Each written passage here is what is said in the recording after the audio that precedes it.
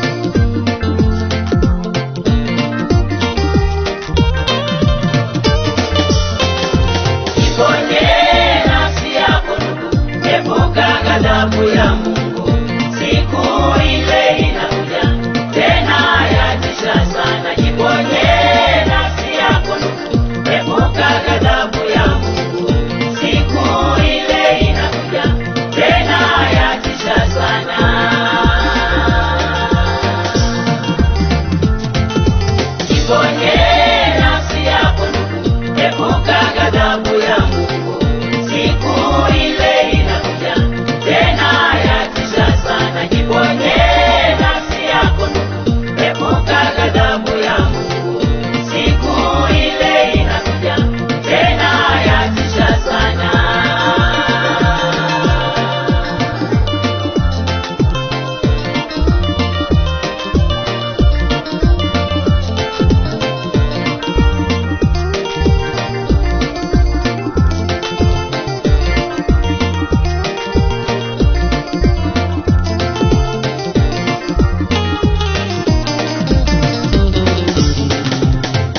mtu atabeba mzigo wake mwenyewe, kila mtu atabeba furushi lake mwenyewe, kila mtu atatoa habari zake mwenyewe, kila mtu atatoa hesabu yake mwenyewe, kila mtu atabeba mzigo wake mwenyewe, kila mtu atabeba furushi lake mwenyewe, kila mtu atatoa habari zake mwenyewe, kila mtu atatoa hesabu yake mwenyewe.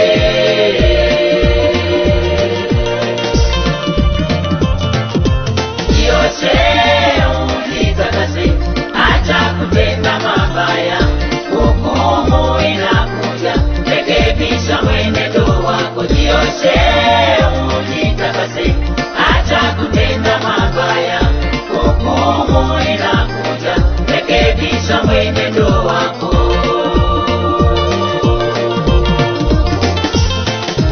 Jioshe ujitakase, acha kutenda mabaya, hukumu inakuja, rekebisha mwenendo wako. Jioshe ujitakase, acha kutenda mabaya, hukumu inakuja, rekebisha mwenendo wako.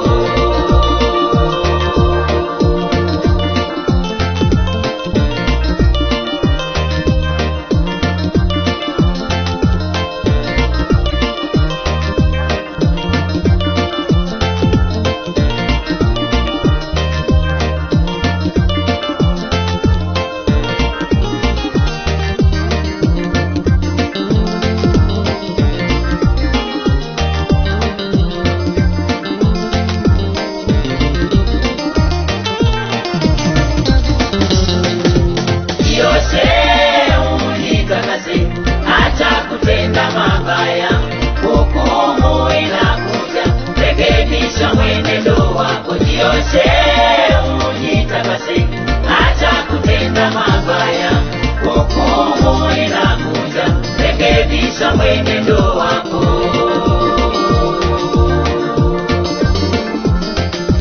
Jioshe ujitakase, acha kutenda mabaya, hukumu inakuja, rekebisha mwenendo wako. Jioshe ujitakase, acha kutenda mabaya, hukumu inakuja, rekebisha mwenendo wako. Vizuri sana wanakwaya, mbarikiwe sana. Lakini tunamshukuru sana Sawanga Studio ambaye hakika amekuwa anatutendea vizuri sana ili kuhakikisha wanakwaya wetu tunaweza kusikika kwa viwango hivi ambavyo vinakubarika. Sifa nyingi sana zimwendee Sawanga pale Studio Mlo. Mungu wa mbinguni ambariki.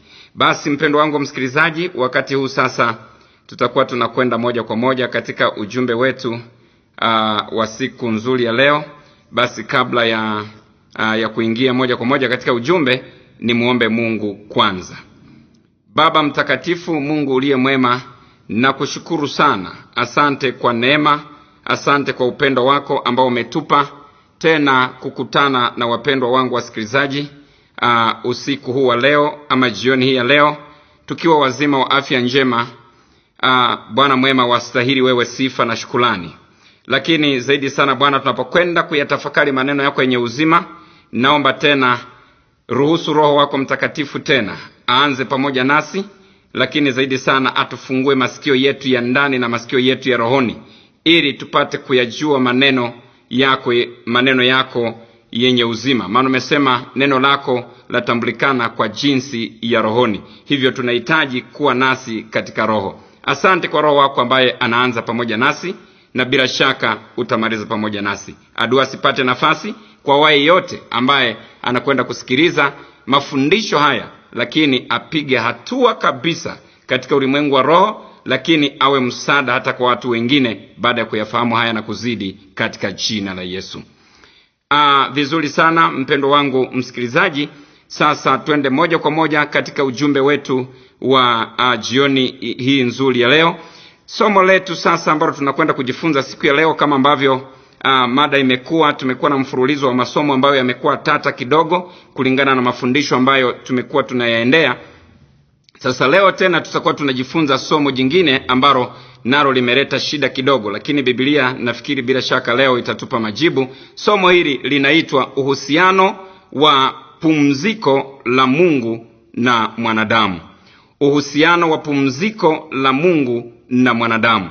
Kwa nini uhusiano wa pumziko la Mungu na mwanadamu?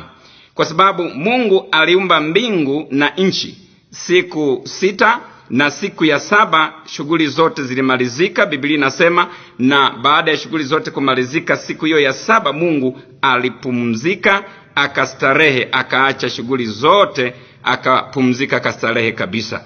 Lakini tunaona tena wanadamu leo nao wanastarehe siku hiyo ya 7, wanapumzika siku hiyo ya 7, na zaidi sana au wanaabudu namna hiyo. Kwa hiyo tena leo kumekuwa na mambo kama hayo, kwamba wengine ambao labda wanapumzika ambayo sio siku ya 7, labda wanapumzika siku ya 3, siku ya ngapi, kila mmoja anavyoamua, na mwingine anaona hivi ni muhimu, hivi sio muhimu.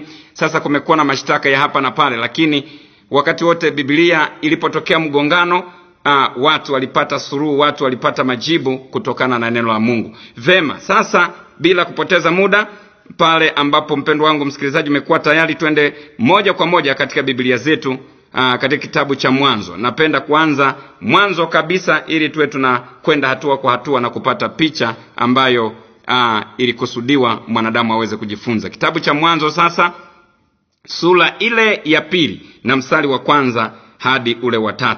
Biblia mahali hapo inasema, basi mbingu na nchi zikamalizika na jeshi lake lote, na siku ya 7 Mungu alimaliza kazi yake yote aliyoifanya, akastarehe siku ya 7, akaacha kufanya kazi yake yote aliyoifanya. Mstari wa 3 Biblia inasema, Mungu akaibariki siku ya 7, akaitakasa, kwa sababu katika siku hiyo Mungu alistarehe, akaacha kufanya kazi yake yote aliyoumba na kuifanya. Tunaona sasa Mungu siku hiyo ya 7 alipumzika, akaacha shughuli zake zote alizozifanya. Kwa sababu hiyo tutakuwa tukiyachunguza maandiko kupitia hatua kwa hatua tukienda hivyo, lakini tunamuona Mungu hapa anaumba mbingu na nchi siku 6, na ya 7 anapumzika, anaacha shughuli zake zote, na pumziko hilo alilipumzika, akastarehe kama Biblia inavyozungumza. Lakini bado tunaona si tu Mungu baada ya kumaliza kazi hiyo, kazi iliishia hapo, lakini tunaona Mungu anaihamisha kazi ile, anamkabidhi mwanadamu, na kazi hiyo ilikuwa ni kuirima bustani ya Edeni, ama kuitunza bustani ya Edeni. Anamkabidhi kazi ya kuitunza bustani ya Edeni mwanadamu wa kwanza kabisa, kama tunavyofahamu ni Adamu na Hawa. Na hili nalo tunaliona, Mungu anamkabidhi mwanadamu, lakini tunachotaka kukifuatilia hapo, tunataka kuona kwamba je, Mungu wakati anamkabidhi mwanadamu huyu kazi hii, je, na yeye alimpa pumziko hili alilolipumzika, kwamba atafanya usafi, ataitunza bustani siku 6 na siku ya 7 pumzike? Tunaona hapewi pumziko hilo yeye mwanadamu, na hilo linazungumzwa kitabu cha Mwanzo sura ya 2 na mstari ule wa 7. Tuanzie mstari ule wa 7. Mwanzo sura ya 2 mstari ule wa 7 tunakutana na hilo tunalolizungumza. Bwana Mungu akamfanya mtu kwa mavumbi ya ardhi, akampulizia pumzi ya uhai, mtu akawa nafsi hai. Bwana Mungu akapanda bustani upande wa mashariki ya Edeni, akamweka ndani yake huyo mtu hapo nitaparudia kidogo. Akamweka huyo mtu aliyemfanya, akamweka hapo. Sasa huyo mtu aliyemfanya, Bwana Mungu akachipusha. Sasa utaona hapo matunda na majani mbalimbali yanaanza hapo sasa kutengenezwa, yanakuwepo hapo, na inatakiwa mwanadamu aendelee kuyasimamia. Lakini 16 tunakutana na neno moja hapo 16. Bwana Mungu akamwagiza huyo mtu akisema, matunda ya kila mti wa bustani waweza kula. Matunda ya kila mti wa bustani waweza kula, walakini matunda ya mti wa ujuzi wa mema na mabaya usile, kwa maana siku utakapokula, anasema, matunda hayo ya mti huo wa ujuzi wa mema na mabaya utakufa. Kwa hiyo anamwagiza hapa mwanadamu kwamba aitunze bustani, lakini katika hali ya kuitunza bustani bado anampa maagizo, sheria hapo, kwamba asifanye shughuli nyingine yoyote ya kuyala matunda ambayo hakupewa ruhusa, kwa sababu akiyala atakufa huyo mwanadamu. Lakini hatuoni kwamba anampa kwa namna yoyote ile labda siku ya kupumzika pamoja na shughuli hizo.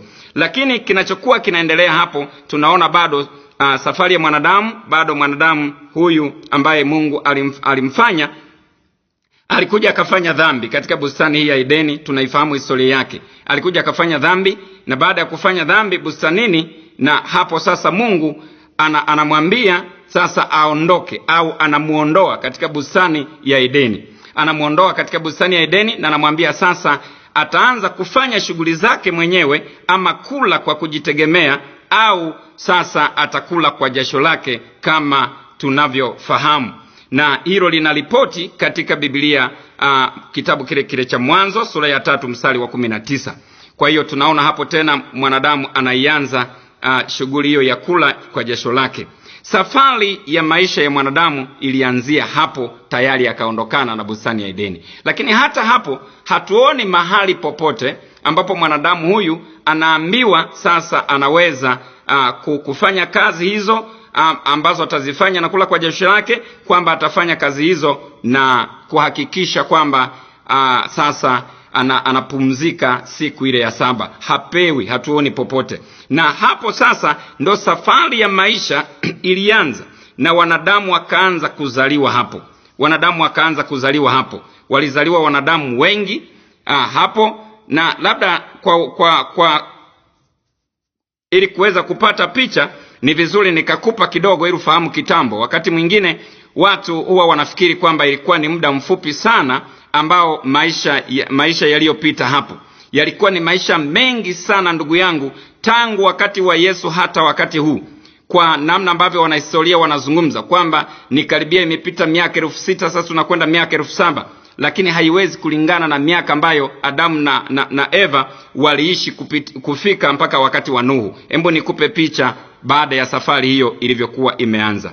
Safari hiyo sasa inaonyesha kwamba Adamu peke yake aliishi, yeye na mke wake aliishi Adamu miaka 930. Adamu aliishi miaka 930. Hapo katika miaka yake hiyo yote 930 hatuoni Adamu mahali popote ambapo alishika pumziko, halipo. Lakini Biblia bado inatupa ripoti, alizaa mtoto ambaye aliitwa Sesi.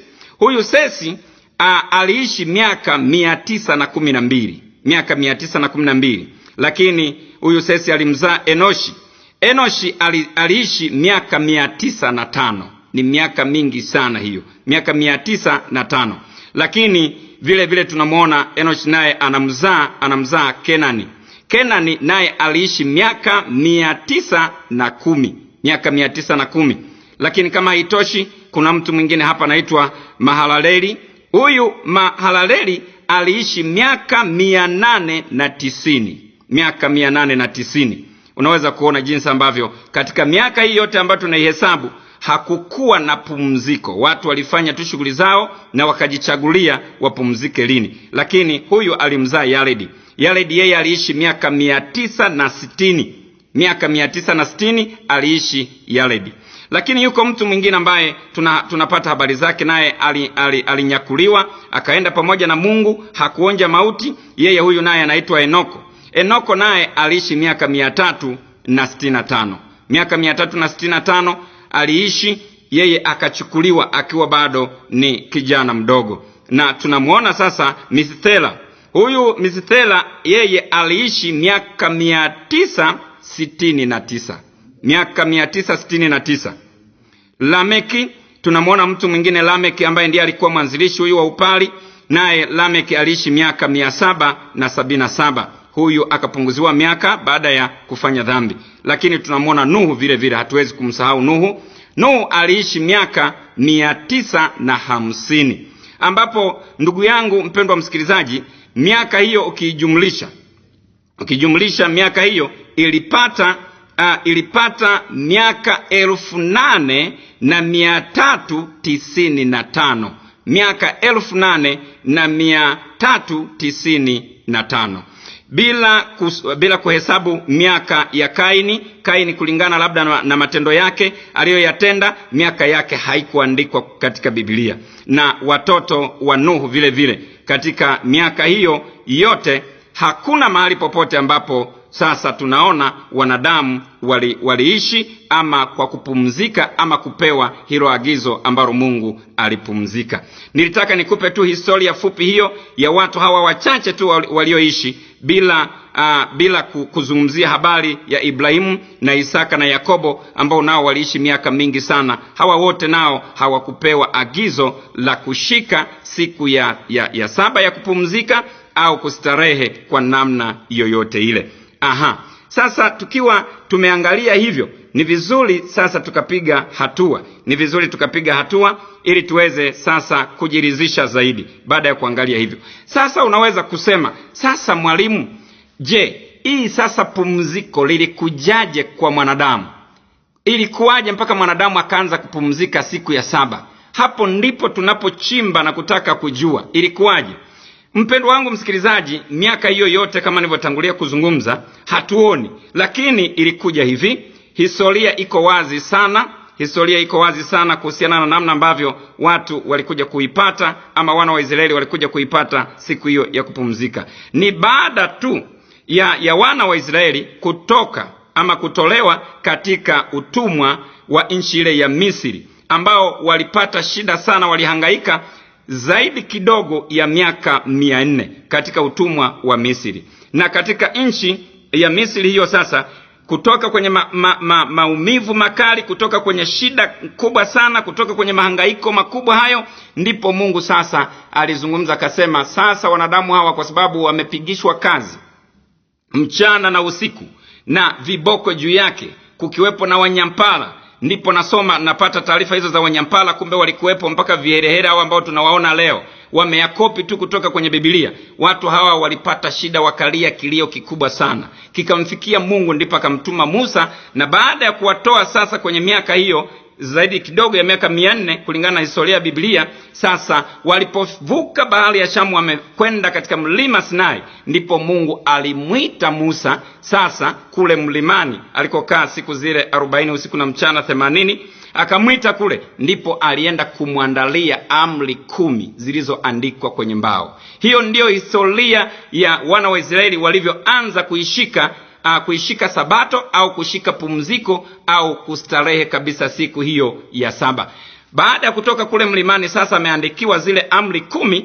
Musa ndo anashuka mlimani, anawakusanya wana wa Israeli wote, anaanza kuambia kwamba sasa baada ya kupata shida nyingi, sasa Mungu ameamua kuwapa pumziko. Mtafanya kazi siku 6 na siku ya saba sasa mtapumzika. Na akatoa hapo maelekezo, akasema hakuna baba zetu, wazazi wetu waliokuwa kabla yetu ambao waliwahi kupewa pumziko hili. Labda ni vizuri katika hilo twende katika Biblia zetu tulione, kwa sababu Biblia inazungumza wazi kabisa kwamba kila tunachokifundisha, kila tunachokizungumza kinapaswa kulingana na neno la Mungu. Na tunaona sasa Biblia inazungumza katika kitabu kile cha Kumbukumbu la Torati sura ile ya kwanza na mstari ule Kumbukumbu la Torati sura ya 5 mstari wa kwanza. Hapo tunaweza tukaenda mfululizo hadi mstari wa 12, lakini mimi nitasoma tu kwa kurukaruka ili kuiweka rekodi vizuri. Musa akawaita Israeli wote, akawaambia, enyi Israeli, zisikizeni amri na hukumu ninenazo masikioni mwenu leo, mpate kujifunza na kuangalia kuzitenda. Hizo ni amri. Wanaanza kujifunza, hawazielewi. Mstari wa 2, Bwana Mungu wetu alifanya agano nasi katika Horebu. Bwana Mungu wetu alifanya agano nasi katika Horebu. Bwana hakufanya agano hili na baba zetu, bali na sisi, yani sisi sote tuliopo hapa tu hai. Kwa hiyo hapa Musa anaweka rekodi vizuri kwamba ni sisi tu tuliopo hapa ambayo tuko hai, na hapo sasa ndio unaiona na siku ya kupumzika inakuwepo hapa. Anazungumza hapo sasa, anaiweka hiyo siku vizuri ya kupumzika ambayo ni siku ya 7, lakini anasema ni kwa sababu gani Mungu anaiweka siku hiyo. Ni vizuri turuke twende wa 15. Hapo amri hizo zote mpaka hiyo amri ya 4 ambayo ni Sabato, zote tunazikuta hapo. Ni vizuri twende katika mstari ule wa 15. Lakini anasema hivi mstari wa 14, lakini siku ya 7 ni Sabato ya Bwana Mungu wako. Siku hiyo usifanye kazi yoyote, wewe wala mtumwa wako wala mjakazi wako wala ng'ombe wako wala punda wako wala mnyama wako. Anasema wala punda wako wala mnyama wako. Anasema wala mgeni yeyote aliyopo malangoni mwako, wote wanatakiwa kupumzika. Lakini 15 anasema hivi, nawe utakumbuka, hapo ndio ushike pointi. Nawe utakumbuka ya kuwa wewe ulikuwa mtumwa katika nchi ya Misri, na ya kuwa Bwana Mungu wako alikutoa huko kwa mkono wenye nguvu na mkono ulionyoshwa. Kwa sababu hiyo, hilo ndo la msingi sana. Kwa sababu hiyo Bwana Mungu wako alikuamuru uishike Sabato. Kwa sababu hiyo Mungu aliwaamuru wana wa Israeli waishike Sabato, wapate angalau pumziko, ili wakumbuke kwamba ndio siku ambayo Mungu aliwatoa katika mateso na akawapa kustarehe, akawapa kupumzika. Ni vizuri sasa tukiwa tumeliangalia andiko hilo sasa tunaweza kufahamu yale ambayo yalikuwa yanakusudiwa na kila ambacho Mungu alikuwa anakilenga kwa mwanadamu. Na hata hivyo ukisoma Kutoka ile 20 mstari wa 1, sasa inazungumzia hiyo nayo moja kwa moja. Kutoka 20 mstari wa 1 mpaka wa 5, hapo utaona inaainishwa, inawekwa wazi siku hiyo ya kupumzika. Hapa ndipo tunaona, mpendo wangu msikilizaji, ndipo inaanza siku ya kupumzika kwa mwanadamu. Kabla ya hapo haikuweko, wakati wowote mwanadamu hakuwahi kuishika.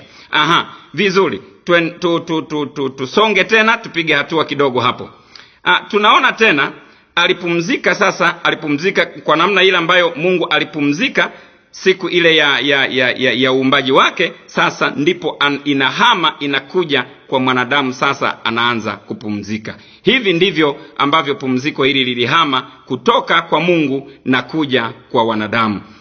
Kwa namna ile ambayo Mungu alipumzika alipoziumba mbingu na nchi pale katika bustani ya Edeni. Sasa tukiwa tumelifahamu hilo jambo, ni muhimu sana kujua kitu kingine ambacho ni cha msingi sana katika jambo hili. Maana katika pumziko pamekuwa na mgongano tena ambao bila shaka ndio ambao unaendelea hata sasa, kwamba kuna wengine hawaendi sawasawa. Limebadilishwa hili pumziko. Kumbuka hili lilikuwa ni pumziko la kuacha shughuli zote, kuacha kazi zote ulizozifanya na kukaa na kustarehe kabisa. Ilikuwa sio siku ya kuabudu. Sasa hapo ndipo nataka tuende vizuri, kwa sababu ndipo ambapo leo panaleta mkanganyiko. Hii ilikuwa ni siku ya kupumzika, kuacha shughuli zote ulizokuwa unazifanya. Sasa unastarehe, unaacha majukumu yako yote kabisa. Sio siku ya kuabudu. Hapo ndio nataka utofautishe, kwa sababu ukisema ni siku ya kuabudu, sasa itakuwa ni shughuli nzito sana, kwa sababu Mungu yeye alifanya kazi siku 6, siku ya 7 akapumzika. Na unaweza kujiuliza, kama unafikiri ni siku ya kuabudu, Mungu alimwabudu nani sasa? Kwa msingi huo utaona kwamba ilikuwa ni kupumzika, wala mtu asikudanganye. Kama ni kuabudu, basi mtu akupe majibu kwamba Mungu alimwabudu nani katika siku ile ya kupumzika kwake. Kwa sababu ukisoma vitabu hivyo, ukiangalia reference zake zinakupeleka kwenye kupumzika kwa Mungu alikopumzika wakati wa uumbaji. Ndio maana inaitwa sabato ya Mungu, pumziko la Mungu. Sasa ukiwa umelijua hilo, lakini vile vile ni lazima ujue kwamba hapa tunaona wanyama, tunaona ng'ombe, tunaona punda, tunaona mbuzi, tunaona kondoo. Wanyama hawa wote wanapumzika. Sasa ndio ujue sio kuabudu, walipaswa tu kustarehe. Baada ya kulimishwa na kufanya shughuli zote na kubeba mizigo na kila kitu, walipaswa nao wapumzike siku hiyo, angalau wastarehe. Kwa hiyo ukisema ni kuabudu, manake sasa hata ng'ombe waliabudu, punda waliabudu, mbuzi waliabudu, kondoo waliabudu. Ni kitu ambacho sio kweli. Lakini bado Biblia inasonga mbele kidogo. Ni vizuri hili kwa sababu pia ndiyo ambalo linaloleta utata, tukaliweka vizuri. Tumeona hapo Mwanzo sura ya 2 mstari wa 2 namna ambavyo Mungu alipumzika. Lakini Biblia inazungumza Kutoka katika Biblia zetu, katika kitabu cha Kutoka 23 na mstari ule wa 10, Biblia inazungumza kwamba sasa hata ardhi vile vile ilipaswa kupumzika. Baada ya kuirima ardhi hiyo siku miaka 6, mwaka wa 7 ardhi ilipaswa kupumzika. Asiwepo mtu yeyote ambaye angeweza kufanya shughuli ya namna yoyote ile. Kwa hiyo ndicho hicho kitu ambacho, mpendo wangu msikilizaji, kilikuwa kinafanyika hapo, lakini haikuwa ni siku hata kidogo kwamba ni siku ya kuabudu, lakini kuwa ni kuacha shughuli zote na kukaa na kustarehe. Kwa ukiwa umeandika hiyo Kutoka sasa 23 mstari wa 10 hadi 11, ni vizuri kaandika kwa ajili ya kukomboa muda, hapo sitasoma. Lakini Walawi 23 vile vile mstari ule wa 3, 23:3 Walawi, unaweza ukaona hapo. Biblia hapo napo inaweka wazi rekodi ya jambo hilo kwamba ilikuwa ni kupumzika kabisa, wala hakukuwa na kitu kingine kilichokuwa kinaendelea cha ibada. Kitabu cha Walawi sasa, labda ni vizuri hapo tukahakiki tuweze kupasoma. Walawi 23 mstari wa 3. Walawi 23 mstari wa 3, mahali hapo Biblia inasema, mtafanya kazi siku 6, lakini siku ya 7 ni sabato ya kustarehe kabisa. Ni sabato ya kustarehe kabisa, kusanyiko takatifu. Mtafanya kazi, kusanyiko takatifu. Msifanye kazi ya namna yoyote. Ni sabato kwa Bwana, ni sabato kwa Bwana katika makao yenu yote. Kwa hiyo hapo sasa unaweza kuona wanaagizwa kufanya kazi siku 6, siku ya 7 wanapumzika kabisa. Lakini vile vile unaweza kaona hiyo Walawi 25 mstari wa 3 hadi wa 4 inaweka wazi juu ya jambo hili. Kama mtu sasa yeyote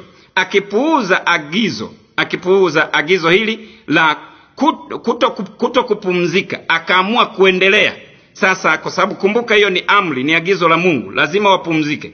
Sasa alipaswa huyo, ilikuwa adhabu yake ni kuangamia. Adhabu yake ilikuwa ni kuuawa. Ni kwa agizo la Mungu kabisa alilitoa agizo hilo Mungu kwamba ambaye atapuuza, hatashika agizo hili, atapaswa kuangamia. Na Biblia imeweka wazi kabisa rekodi hizo bila ubishi wowote. Katika kitabu kile cha Kutoka sura ile ya 35 na mstari wa 1, Mungu anamwagiza Musa kwamba yeyote ambaye uambie wana wa Israeli ambaye atafanya kazi siku hiyo yoyote, hata kuwasha moto tu siku ya Sabato, anatakiwa kuuawa.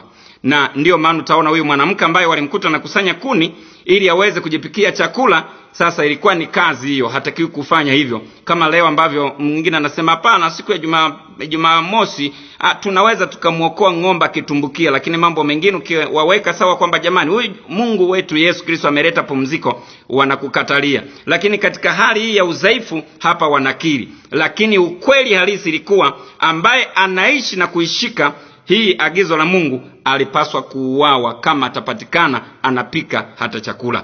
Na Biblia inazungumza hivyo Kutoka 35 mstari wa 1 hadi wa 3, lakini Hesabu 15:32. Hilo ni vizuri tukasoma tukaliona vile ambavyo kilichofanyika. Angalia sasa katika Biblia yako Hesabu. Kitabu cha Hesabu, tunaangalia Hesabu 15 mstari wa 32.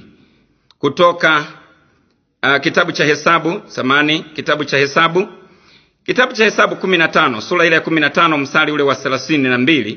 Hapa tunaangalia hadi 36.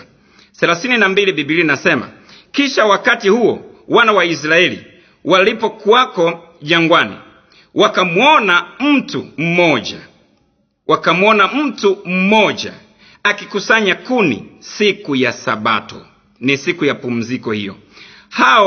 Hao walimuona akikusanya kuni, wakamleta. Hao waliomuona wakamwona anakusanya kuni, wakamkamata, wakamleta kwa Musa na Haruni na kwa mkutano wote, nao wakamweka kifungoni, maana lilikuwa halijasemwa atakalotendwa. Sasa wanasubiri agizo kutoka kwa Bwana, waone kama Mungu atatekeleza ile agizo alilolisema. 35, Bwana akamwambia Musa, mtu huyo lazima atauawa. Ni Bwana huyo, imeandikwa kwa herufi kubwa. Mtu huyo lazima atauawa. Mkutano wote watampiga kwa mawe huko nje ya malago. Kwa hiyo Biblia inasema basi mkutano wote wakampeleka nje ya malago, nao wakampiga kwa mawe, akafa kama Bwana alivyomwagiza Musa. Ndivyo ilivyokuwa pumziko hili. Yeyote ambaye alipika chakula ama alitoka nyumbani kwake na kwenda mahali pengine, alikuwa amevunja agizo hili la kupumzika, alipaswa kuuawa. Ndivyo ilivyokuwa. Lakini sasa hapo ndio unajua kwamba pumziko hili sasa lilikuwa lina masharti, ingawa lilikuwa ni zuri, lakini ndio ukweli halisi ambao ulikuwa unafanyika hivyo. Hakuna kutoka nyumbani. Kwa maana hiyo, mpendo wangu msikilizaji, ilikuwa hakuna kutoka nyumbani.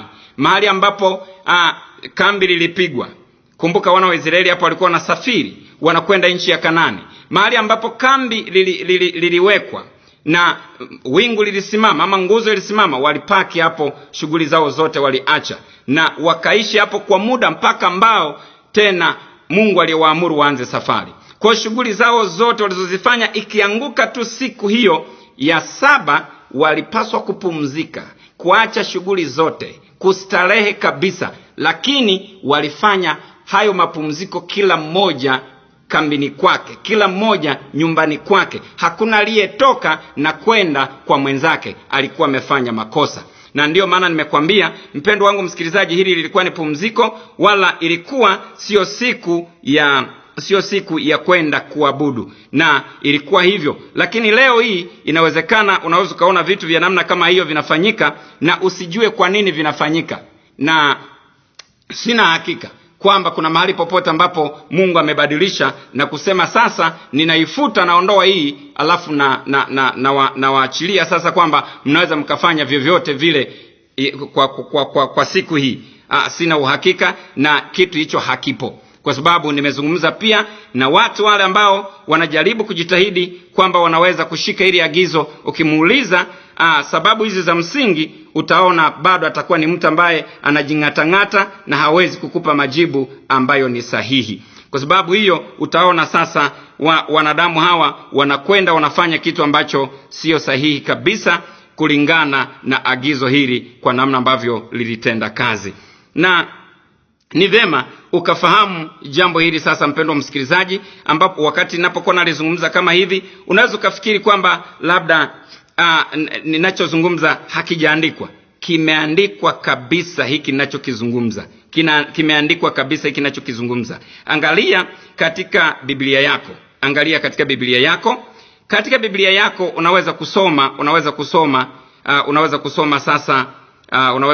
sasa kitabu kile cha Kutoka. Twende pamoja katika kitabu kile cha Kutoka. Kitabu cha Kutoka, rekodi hizi zimewekwa wazi kabisa kwa kinywa cha Mungu mwenyewe akizungumza na wana wa Israeli kwamba kwa sababu hii aliwapa wana wa Israeli wale chakula siku ile ya Ijumaa.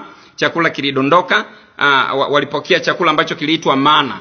Kama unasikia kitu kinachoitwa mana au chakula kinachoitwa mana kilichodondoka jangwani na wana wa Israeli walikula, walipewa hicho ili wapate kula siku hiyo wanayostarehe, kilidondoka kushuka kutoka mbinguni, na ni Mungu mwenyewe alikiachilia kishuke kwao ili kiwe chakula wakati wanapokuwa wamepumzika. Na watu walienda walikusanya hiki unachosikia maandalio ya Sabato. Ukisikia maandalio ya Sabato, walikusanya hiki chakula ili wale siku ya Sabato, ili asiwepo mwenye kuhangaika kuwasha moto, ili asiwepo mwenye kuhangaika kwenda kuteba kuni ili aweze kupika chakula, kwa sababu Mungu wetu, maandiko yanasema ni Mungu mwenye haki.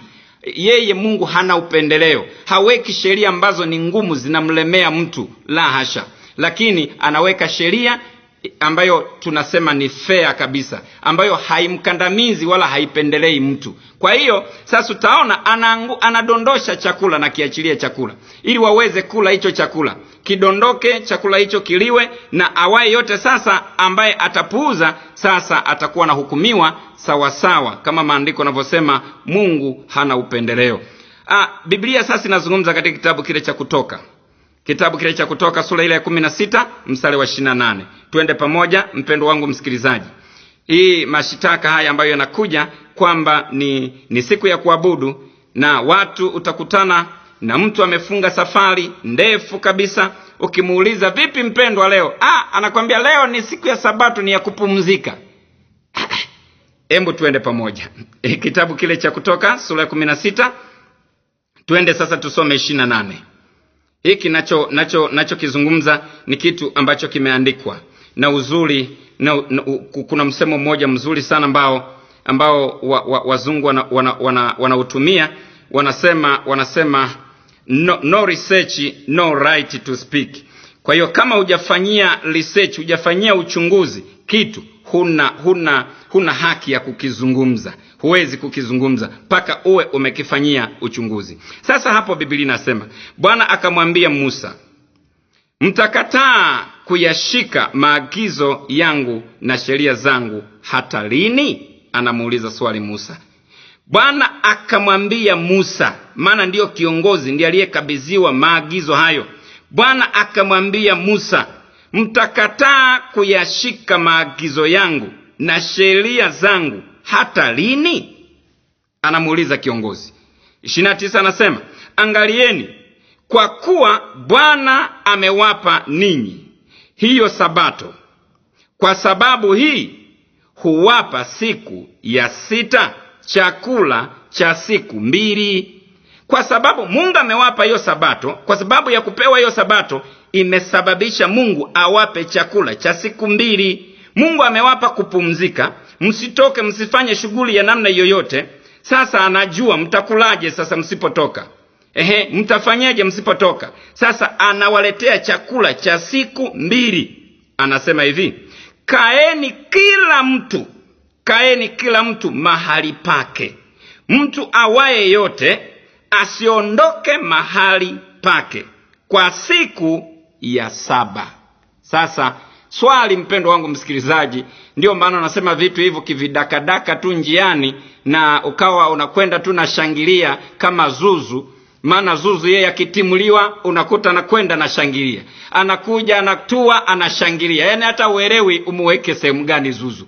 Kwa hiyo utaona sasa huyu anashangilia na anazungumza kwa bidii kuhusiana na pumziko hili. Lakini unamuuliza, vipi mwendo mkali, unaenda wapi? Naenda siku ya Sabato na kwenda kupumzika. Ni siku ya 7, ni siku ya kupumzika. Na mashitaka yanakuja hivyo mengi. Lakini mpendo wangu msikilizaji, hili ndio neno.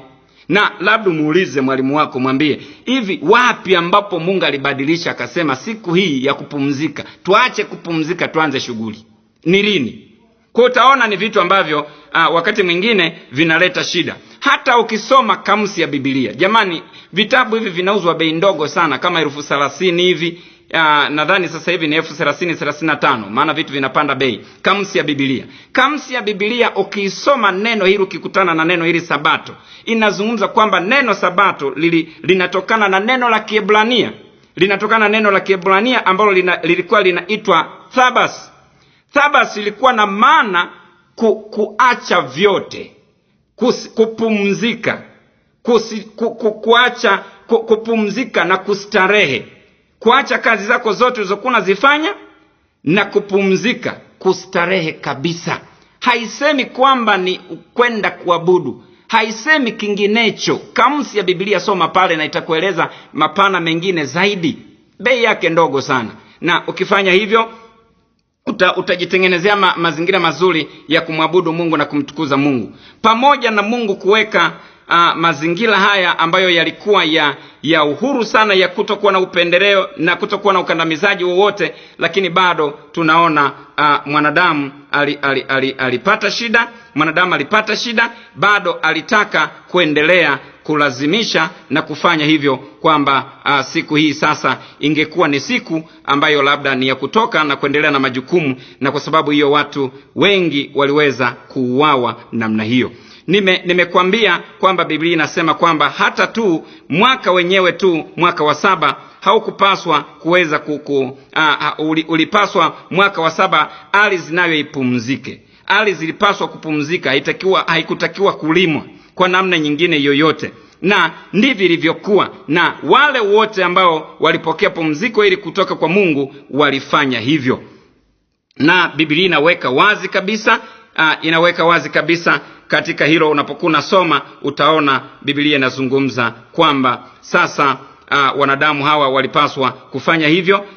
Labda nisome tu walau hata andiko moja, kwa sababu hapo pia nimepita kwa haraka sana. Unaweza uone ni kama kile ninachokizungumza sio cha kweli. Na nimekuwa kweli mimi ni mdadisi nikiuliza, vipi juu ya hili mpendwa wangu msikilizaji? Nyinyi hili mnalizungumziaje? Hili ni wapi ambapo limebadilishwa, kwamba sasa unakuta mtu anachapa jembe miaka yake yote? Wewe mwenyewe ni shahidi. Hata kama kweli unashika hili pumziko, utakuta mwaka wa 6 unachapaga jembe. Kwanza hata ulishasahau ulipumzikaga lini, na moyo wako unakushuhudia kabisa. Lakini kweli ndivyo ilivyokuwa. Unaandiko hata moja ambalo linasema sasa mwaka wa 7 nimeshawaachi, mnaweza mkaendelea kuchapa kazi, ardhi zisipumzike? Unakuta haliko. Lakini mpendwa wangu msikilizaji, mimi niko hapa kwa ajili ya kuweka mambo haya sawa, ili kusudi tusiwe na mvutano wa namna yoyote ile, kulingana na Biblia inavyozungumza. Biblia inazungumza katika kitabu kile cha Mambo ya Walawi sasa 25 na mstari ule wa 3. 25 Walawi mstari ule wa 3. Ni vizuri mambo haya tukajiridhisha angalau kwa sehemu, ili pale ambapo utakuwa unaweza kuuliza, utakuwa una nafasi ya kuuliza namna hiyo, utajibiwa maswali kulingana na Biblia. Mambo ya Walawi 25 na mstari ule wa 3. Tusome hapo Biblia inazungumzaje. Biblia inasema hivi: panda shamba lako miaka 6, na panda shamba lako miaka 6, na miaka 6 lipelee, na miaka 6 lipelee shamba lako la mizabibu, na kuyachuma matunda yake. Lakini katika mwaka wa 7 itakuwa ni sabato ya kustarehe kabisa. Itakuwa ni sabato ya kustarehe kabisa kwa ajili ya hiyo nchi, nayo inatakiwa kustarehe. Ni sabato kwa Bwana. Usipande shamba lako, wala usipelee shamba lako la mizabibu. Hiyo ndiyo Biblia. Hakuna kupanda shamba, hakuna kulima shamba mwaka wa 7 ni kupumzika. Lakini je, mwalimu wako amekuweka wazi katika hayo? Maana umerusha shutuma wakati mwingine nyingi. Na nipende tu kuzungumza kwamba hii ndiyo Biblia. Kama tutakuwa tunakwenda sawasawa na Biblia, tunakwenda sawasawa na mafundisho haya, sasa tutakuwa tunaweza kuona kwamba Biblia iko wazi sana. Hakuna chochote ambacho Biblia imeweza kuficha. Biblia haijaficha chochote. Kwa kuiangalia haya sasa, tunaweza tukawa ni walimu wazuri, tunaweza tukawa ni walimu ambao tunawafundisha watu ili waweze kupata uzima wa milele. Na mambo haya yote yalikuwa ni kimvuli. Mpendwa wangu msikilizaji, mambo haya yote yalikuwa ni kimvuli, kwamba lingekuja ambalo ni pumziko halisi. Hiki kitu ambacho Mungu aliwapa hawa, lakini alikuwa anaashiria kwamba baadaye ilingekuja ambalo ni pumziko la kweli, ambalo pumziko hilo angekuwa ni Yesu Kristo mwenyewe, mwana wa Mungu. Angekuja ambaye yeye ni pumziko. Na watu wengine wanapokuwa nasoma habari ya kitabu kile cha Waebrania, nafikiri 4 pale mstari wa 6, kwamba imesalia raha ya Sabato. Maana kama wangeingia katika Sabato, Bwana asingelitaja siku nyingine pengine. Sasa hapo ndo kabisa wanazama, wanajisahau kabisa. Sasa kumbe kama hawa walishika Sabato, na Biblia inasema kama wangeingia katika Sabato Mungu asingetaja mahali pengine. Sasa manake nini? Ni kwamba aliyeingia katika Kristo, maana anasema imesalia raha ya Sabato sasa. Manake hiyo haina kikomo. Kama sasa wangeingia, anatajaje nyingine? Ni kwamba mpendo wangu msikilizaji, watu waliompokea Yesu kama Bwana na Mwokozi, Yesu Kristo amewapumzisha. Na wameingia katika pumziko ndani ya Yesu Kristo. Hilo ni pumziko la milele, kwa sababu ametupumzisha, na hatimaye tukifa tunafufuliwa, tunaendelea na pumziko. Aliye ndani ya Kristo amepata pumziko la milele, ameingia kwenye Sabato ya milele. Na mbaya zaidi, mtu akishasikia neno Sabato inampeleka kule, kwa sababu ndo mapokeo yalivyomfundisha. Anafikiri tu ni siku, ni neno la Kiebrania hilo Sabato. Yaani kama ni Kiswahili tu ambacho ni cha kunyoka, tungesema kupumziko au kuacha shughuli zote, ndio tungelitamka hivyo. Kwa hiyo sasa Yesu Kristo ametupumzisha. Yeye ndiye amesema, njoni kwangu nyinyi nyote msumbukao na kulemewa na mizigo, nami nitawapumzisha. Muingie rahani mwangu, mimi ni mpole na mnyenyekevu, na nira yangu ni nyepesi. Akisha kupumzisha, hakutuishi tena mizigo mingine. Bila shaka mpendo wangu msikilizaji, umelielewa jambo hili kwa sehemu, umelielewa jambo hili angalau kwa sehemu hivyo. Lakini nimeona tusizame sana kwa undani. Wakati mwingine labda ninaweza nikuache tena, lakini uyatafakari haya ambayo Mungu ameyazungumza katika neno lake. Na nimediri sana na Agano la Kale bila kuzungumzia sana katika Agano Jipya. Zaidi sana tu ni andiko moja leo nimekutajia pumziko halisi. Yote haya Biblia inasema kwamba ilikuwa ni kimvuli cha mambo yajayo, kama ambavyo Biblia inazungumza katika kitabu kile cha Wakolosai, kitabu kile cha Wakolosai sura ile ya 2 na mstari ule wa 16. Biblia inazungumza wazi kwamba mwili halisi au pumziko halisi angekuwa ni Kristo. Na linakuja kuwekwa wazi katika kitabu cha Mathayo sura ile ya 11 mstari ule wa 28. Linawekwa wazi kabisa kwamba yeye ndiye pumziko. Na bila shaka baada ya kuyafahamu haya na kuyaweka wazi hivi, sasa yule yeyote ambaye alikuwa na mashaka na kufikiri kwamba kwa nini nakuwa hivi, sasa nafikiri unaweza ukawa umefunguka na kuwa na kufahamu kile unachokifanya. Kwa sababu nimeona vijana wakijichanganya, wakati mwingine mara wahame waende huku, mara wahame waende kule, mara wahame waende huku, wanakuwa wanajichanganya kwa sababu wakati mwingine kwa ajili ya kukosa walimu. Mpendo wangu msikilizaji, napenda kwa siku ya leo tuishie hapa, lakini wiki ijayo nitakuja kuzungumzia sasa. Nitazungumzia somo ambalo litakuwa linafuatana na hili ambalo sasa litakuwa linazungumzia kuhusiana na Jumapili. Kwa sababu hizi siku mbili zote zimezungumzwa sana Jumapili na hii Jumamosi ambayo ni pumziko. Na haya mapumziko yote yalikuwepo tangu Agano la Kale. Nitakuja hapa nikuthibitishie wewe ambaye sasa unatangatanga hata huelewi, kwa sababu umesikia wanakuambia kwa kuabudu Jumapili au kupumzika Jumapili, sasa una rama ya mnyama 66. Hiyo haipo mpendo wangu msikilizaji. Ni maneno tu ya wanadamu na historia za wanadamu. Na hii ninapenda kuwapa angalizo na kuonya watumishi wa Mungu ambao ni walimu. Usipende kwenda kuchukua vitu tu kwenye mtandao badala ya kuangalia kwenye Biblia inasema nini. Siku hii ya Jumapili sio mwanadamu aliiweka, ni Mungu mwenyewe aliagiza. Na tutakuja hapa wiki ijayo kukuthibitishia kwamba ni siku takatifu ambayo ilipaswa kupumzika na kuacha shughuli zote tangu Agano la Kale mpaka Agano Jipya. Basi mpaka hapo mpendo wangu msikilizaji, sasa pale ambapo unataka kuwasiliana na sisi, unaweza kupiga namba za simu zifuatazo. Ni 0762 730 662, 0762 30,662. Basi sasa unaweza ukawa unahitaji pia kuyafuatilia mafundisho yetu haya. Mafundisho haya yanapatikana katika makanisa yetu yote ama matawi yetu yote. Pale Ihanda unaweza ukapata mafundisho kama haya, lakini vile vile pale katika mji wa Tunduma, Sogea, eneo lile dogo la Ikulu, unaweza ukapata mafundisho kama haya. Na mpaka hapo, mpendo wangu msikilizaji, sasa niweze kuomba kwa ajili yako. Baba mtakatifu, Mungu mwenye nguvu, asante kwa jinsi ambavyo umekuwa pamoja nasi tangu tupoanza mafundisho haya. Umetueleza kwa undani kuhusiana na pumziko hili, namna lilivyotoka kwa mwanadamu, lilivyotoka kwa Mungu na kuja kwa mwanadamu.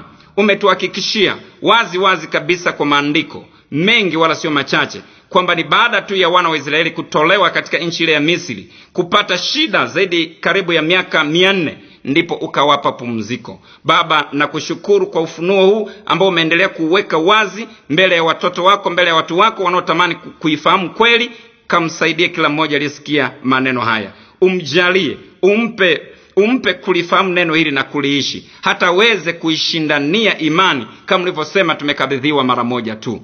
Libarikiwe na kuinuliwa jina lako. Asante kwa wema wako. Lakini awaye yote ambaye atakuwa labda anasumbuliwa kwa namna moja ama nyingine, Baba naomba, umesema kila tuhubiripo injili, kila tuhubiripo neno lako, tusiache kuwaombea watu wenye shida mbalimbali. Naomba Baba muangalie msikilizaji wangu, mwanamke na mwanaume, awe ni binti awe ni kijana, ambaye hajiwezi sasa, ana mahangaiko ya namna mbalimbali. Baba ninaomba chochote kilichosimama kama mlima, kwa amri na mamlaka ulionipa sawa sana neno lako katika kitabu kile cha Luka sura ya 10 na mstari wa 17, umenipa amri na mamlaka kukanyaga nyoka na inge na nguvu zote zile mwovu adui, zikavunjike sasa kwa msikilizaji wangu, zikaharibiwe sasa kwa msikilizaji wangu, akapate afya na uzima. Alikuwa hawezi kuinuka, ainuke sasa. Alikuwa hawezi kwa namna yoyote ile afya yake, sasa awe na afya iliyotimamu, maana umesema umekuja ili tupate kuwa na uzima, tena tupate kuwa nao tele. Na neno lako linasema katika Yeremia 30:17, umesema nitakurudishia afya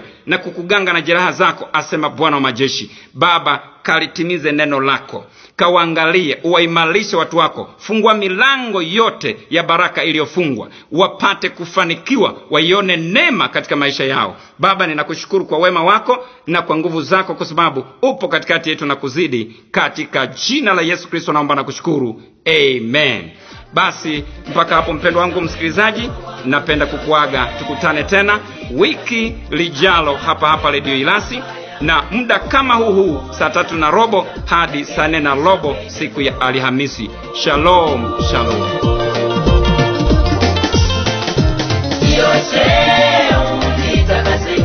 Acha kutenda mabaya, hukumu inakuja. Rekebisha mwenendo wako, jioshe ujitakase. Acha kutenda mabaya, hukumu inakuja. Rekebisha mwenendo wako.